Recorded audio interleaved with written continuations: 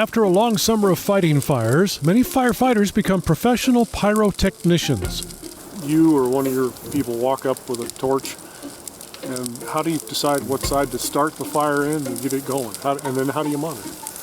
So at first I like to take a walk around the pile, determine whether or not there's a space in there that is dry and receptive to fire, and if possible, get on the windward side of it, and that'll help push the fire into the pile and ultimately ignite the entire pile. Fuels specialists light fires in piles of slash left behind from commercial timber harvests. The piles consist of branches, tree trunks, and narrow diameter parts of trees that aren't merchantable.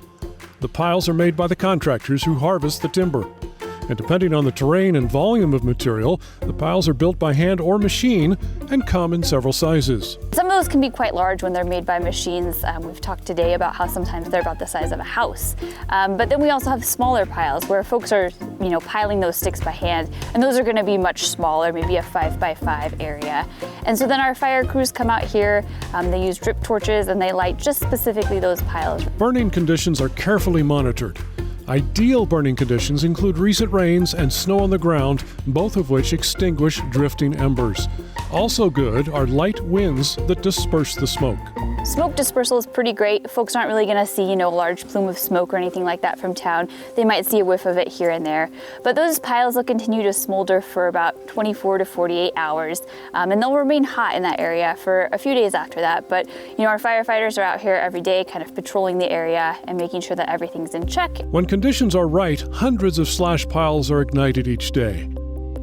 Over the course of the pile burning season, which typically runs from October through the end of the year, an average of 40,000 slash piles are burned annually on the Bend-Fort Rock Ranger District. When weather conditions and staffing levels permit, one fuels specialist can safely burn 30 acres of slash piles per day. These are great conditions for us. We get to pretty well light them, come back tomorrow, make sure everything's status quo, and continue on with the operation.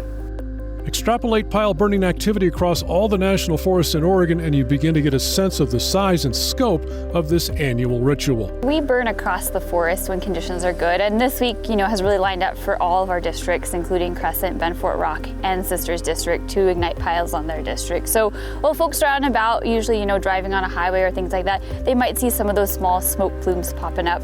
But again, the smoke dispersal is so good with these piles, that smoke won't linger and won't last for too long. A good burn reduces all the material in the piles to ash.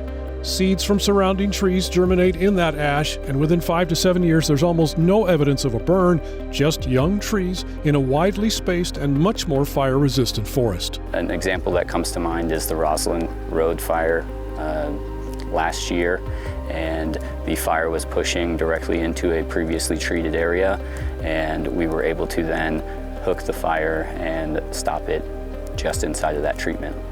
So pile burning is part of our restoration project. It's another tool in our toolbox that we have, just like understory burning. This is another way for us to restore fire to our fire-adapted ecosystem.